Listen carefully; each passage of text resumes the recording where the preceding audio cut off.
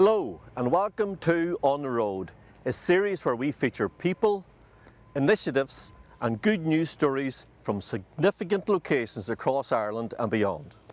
Today we are here at Knocksrine in County Mayo in the west of Ireland, and we'll be speaking with Tom Neary.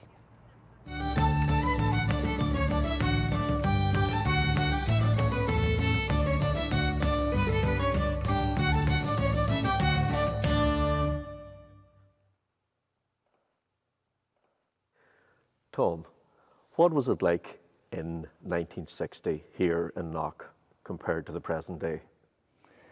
Well, my recollection of the place then would be totally different to what it is today. First of all, we didn't have any basilica. In fact, in place of the basilica, we had a nice thatched cottage here on this site.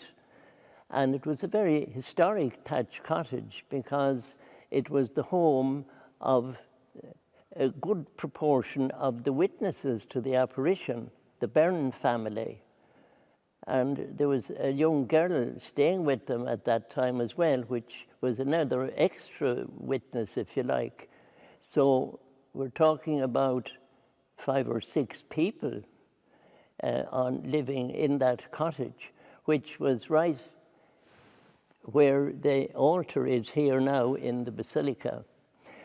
Apart from that, there was a building for the sick, which was quite old and wasn't in any way luxurious, but it did the job, I suppose, in those days.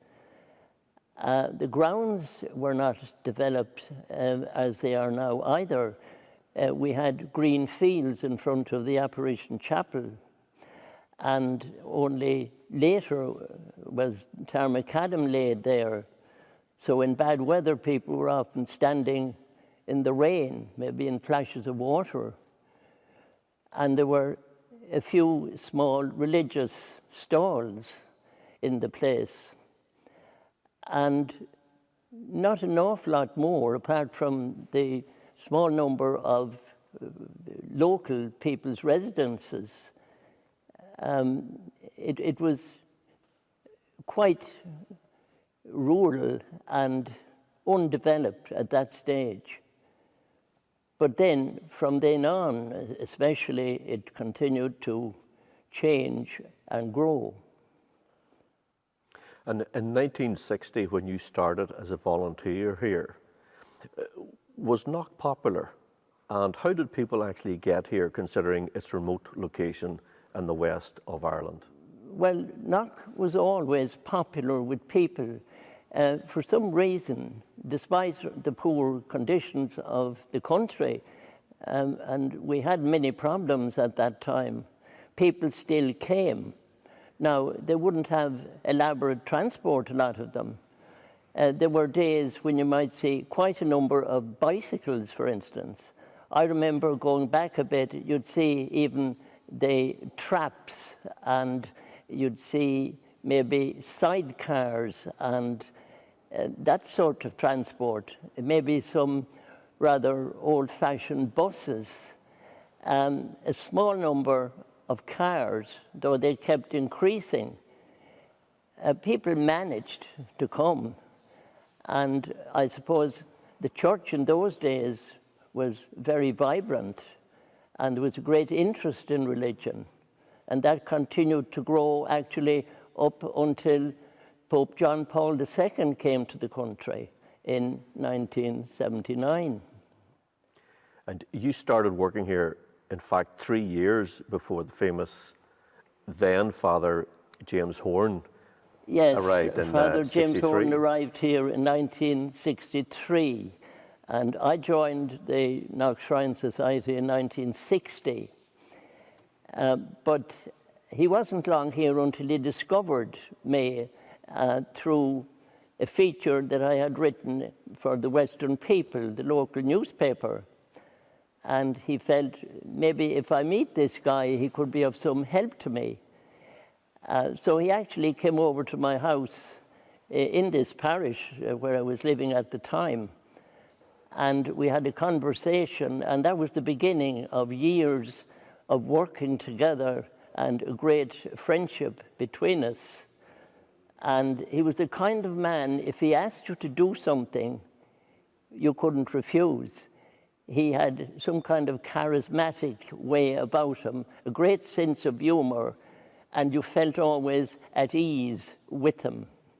He never allowed any system to influence him or to change him. He was still James Horden from Partray, and that's the way he wanted to be, because he loved rural Ireland. He loved the farming community. He was always happy to be one of them, and he didn't want to be seen as an academic with highfalutin qualifications or anything like that at all.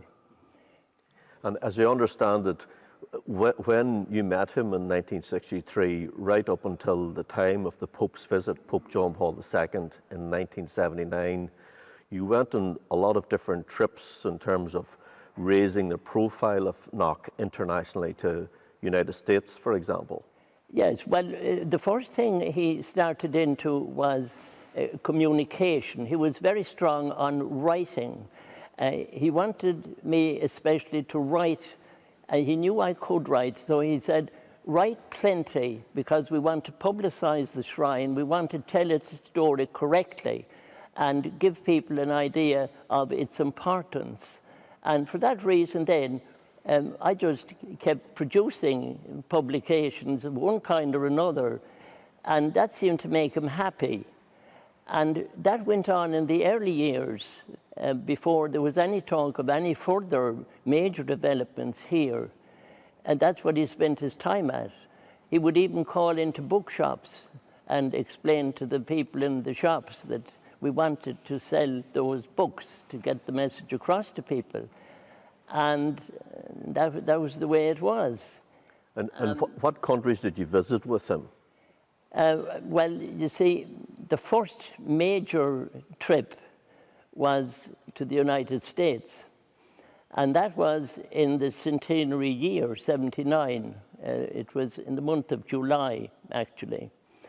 And he felt it was very important that the American world would know about the centenary, and especially if the Holy Father was coming.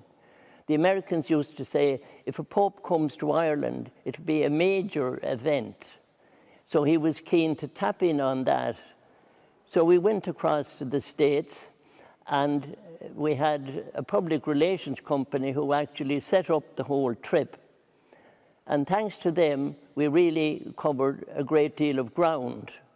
We met 400 journalists in a hotel in New York and gave them literature and probably showed them a film and convinced them that the Pope would be coming, although we weren't certain, but we had to say we hope that he will anyhow. So that was important. And then we went on radio programs in New York and in Philadelphia. We visited the cardinals, Cardinal Cook in New York, a very saintly man. We met Cardinal Umberto Medeiros, a Portuguese cardinal in Boston, and he brought several pilgrimages to Knock. And of course, now his successor, Cardinal O'Malley, has come here with the pilgrimage as well. And there was another dignitary there as well who came with the pilgrimage before that. We met Cardinal Kroll in Philadelphia. He was a Polish cardinal. And we met the Irish Consul General in New York and visited a lot of other places as well. We were in Marynall, and they have a radio station there that covers hundreds of millions of people. So it was a good trip, and I think it did a lot of good because we got pilgrimages from it thereafter. The only thing is, we didn't know for sure that the Pope was coming to Ireland, though we told them we hoped he would. And eventually he did, you know. That was a trip. There was another, then later, we did a nostalgic trip to Scotland, because that's where Monsignor Horden started off in his mission after he was ordained. There were over, I think, 80 priests ordained that year. And there was no place in Ireland for them, so many of them had to work abroad. And he was sent to Scotland, and he was there for 3 years in Dumbarton and around the Clyde area. And he loved the Scots, and they were great fun, and they were generous people. And he always spoke highly of them. I was with him in London after the centenary year, where 7 crews filmed the papal visit here. They were Trans-World International. And we had to go over to see how the film would be edited and what we needed in it and what we didn't. And they had a whole stack of stuff film on the floor when we went in. And we gave them a hand as to what could be left out and what should be put in. So that was an interesting trip. And then, of course, there was the one where he died in Lourdes, you know. And we'll certainly come to that in the later part of the show. But I remember as a boy in 1979 when we heard the news living up north, there was such tremendous excitement about Pope John Paul II coming to Ireland. What must it have been like in Knock when you eventually heard he was coming? Well, you see, the way it turned out was that we didn't know here until the month of August that he was coming. And then, out of the blue, it was on the radio news one afternoon. And it really only left about roughly 2 months or a little less to prepare for it. So it was hectic across those 2 months here. And there was any amount of committees set up, subcommittees, so much was required. The whole grounds had to be corralled for safety's sake, divided up into sections. And then there had to be an outdoor altar built for the Holy Father to celebrate Mass. And a press centre had to be organised. And there were so many different areas to be looked after. We had to have a committee or a subcommittee looking after each one. Apart from security, there was the sick aspect of the visit, because the Holy Father wanted to meet the sick people. And then, of course, you had the stewarding, and you had need for engineers, for all the technical people, the television coverage, and so on. There were so many things. So it was really hard going. But one thing must be said. I never saw Irish people working so enthusiastically before for anything. They were absolutely tremendous and put a real effort in to get everything in place before the great day came. And eventually it did arrive, and the weather didn't favor because it was wet, a little bit misty, something like the day the apparition happened, in fact. And the people were coming hours and hours beforehand. They were there the night before, and they really suffered a great deal because it was a long drag and a long wait. They didn't seem to mind. And they would start up singing hymns, and there was a great atmosphere around the place. In any event, the Holy Father arrived by helicopter, and there was about 500,000 people waving flags. And as soon as he came out of the helicopter, he met Monsignor Horn, and he said, the Monsignor said to him, "Céad míle fáilte," and he said, "I like your atmosphere," and it was terrific, no doubt. So it was lovely to see the man. He was so handsome and youthful. I thought I was standing beside the steps where he went up, and he looked so lovely, you know. Then he did a big walk around on the ambulatory of the basilica so he could see the whole place, and then went across eventually and celebrated the Mass at the altar. He came in here into this basilica, and he addressed the sick, he addressed the shrine helpers, the handmaids and the stewards, and did a great job, really. On his way out, he blessed a huge number of foundation stones for the churches that were being built at the time. And he gave a long homily. He anointed a number of sick people as well. So he left nothing out, actually. And then at the end of it, you know, having used quite a lot of Irish phrases through his homily, which was lovely. And he used the expression, She da baha awira, a thalon jigrasta, the words of the Hail Mary, you know, Hail Mary, full of grace. He really was into the Irish thing. He always regarded the Irish devotion to Mary as being paramount, really, for the Irish people, their love of the Rosary and their love of the Eucharist as well. So he certainly made his mark with the crowd, and you would know that he had great experience in dealing with people and speaking to them, and you could hear every word he said. He had wonderful diction. He certainly had an amazing charisma. The beautiful thing at the end was where he presented gifts to the shrine, and they were very important. He had a beautiful candle. It was several feet high, and he presented that. He raised this building here, which was then a new church, to the status of a basilica.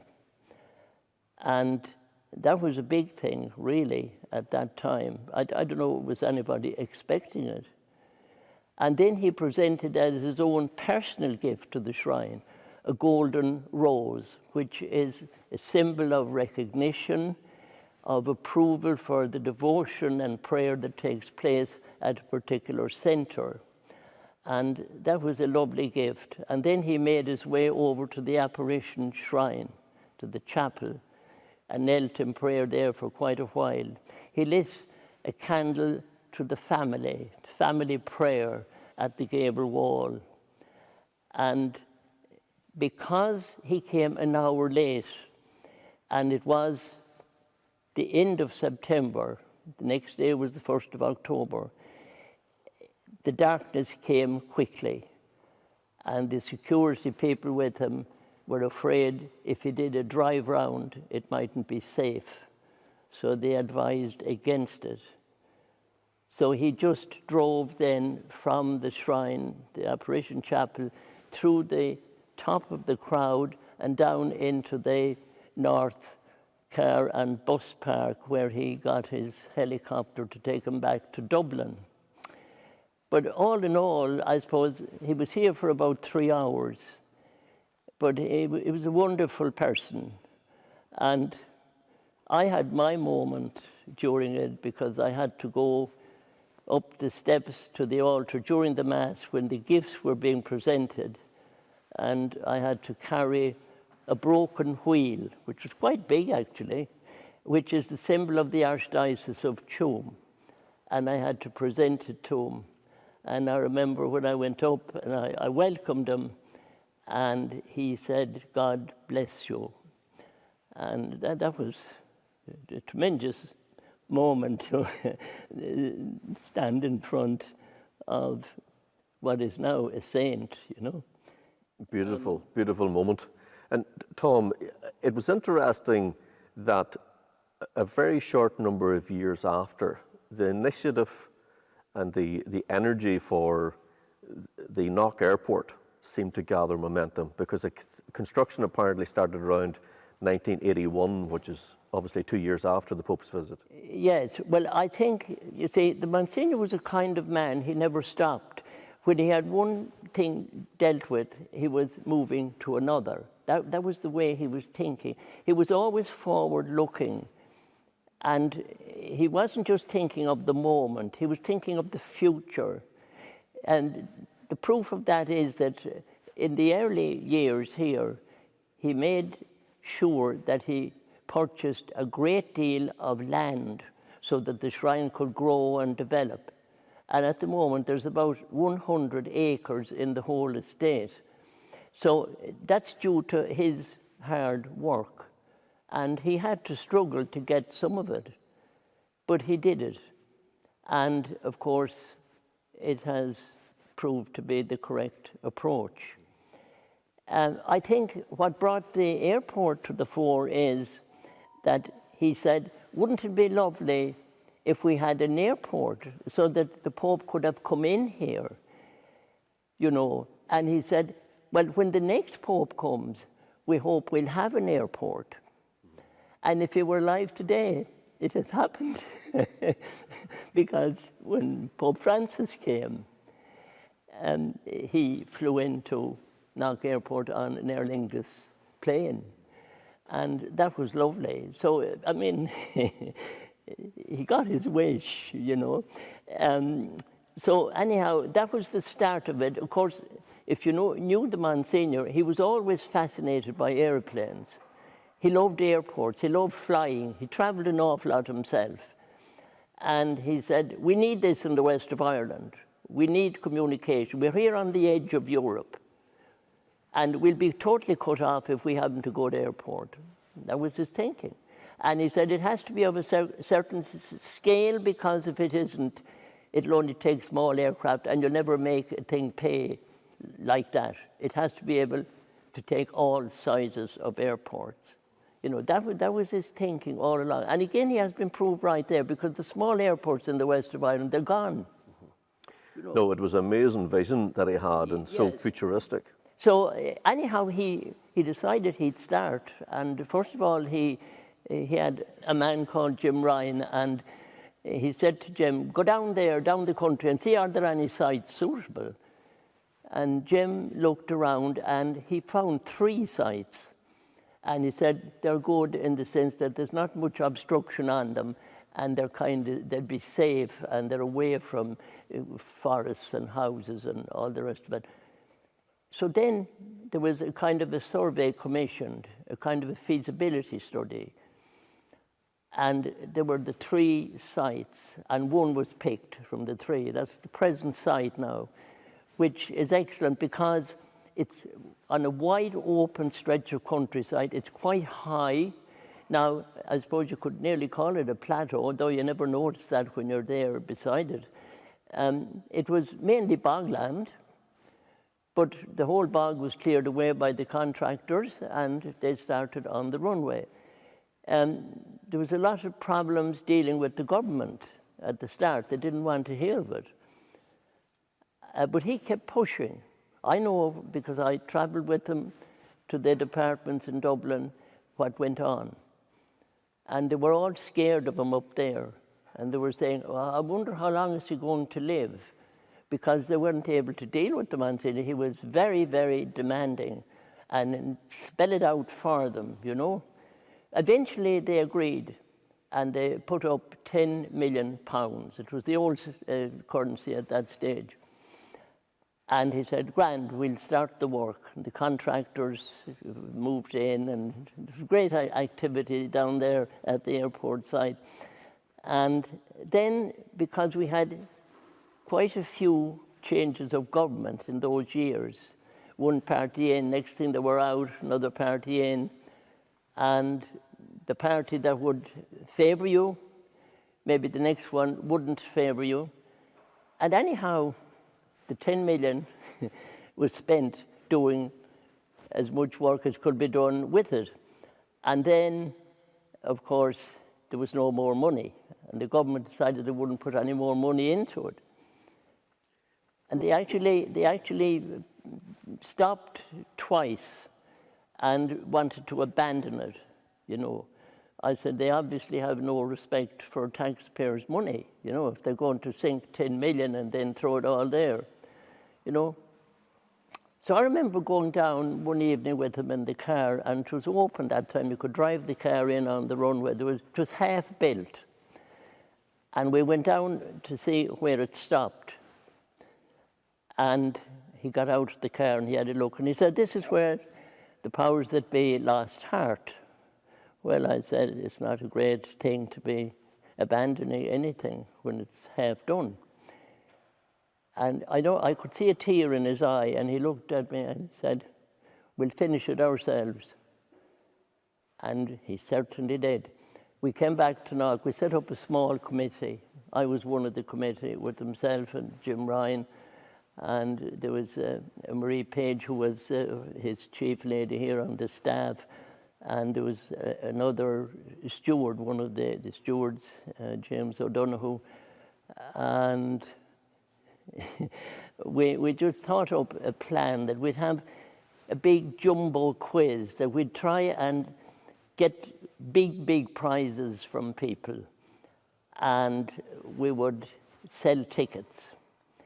And we had a lot of help through the stewards and the handmaids and the shrine staff, with a lot of people who could sell the tickets. So anyhow, the jumbo quiz, you had to answer 3 little questions, and then that was it, and buy the ticket. And I think they cost about £10 at that stage. And an amazing thing, over a short period of time, we gathered between 3 and 4 million pounds. And that was at a time when money was scarce, jobs were scarce, everything was not in good shape, really. But the money came in. And that was the money that completed the other half of the runway and the terminal building. And if that hadn't been done, it would have never succeeded.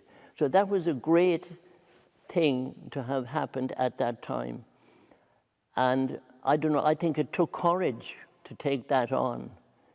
And I remember organising after that a church gate collection after Monsignor had died, because there were some bills to be paid.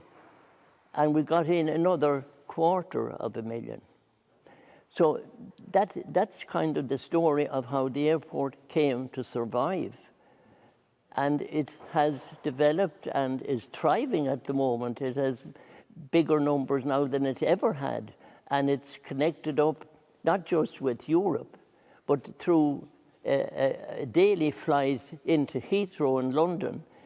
It has linked with all, the whole world actually, all the provinces, all the continents. So it's really a good news story, that, you know.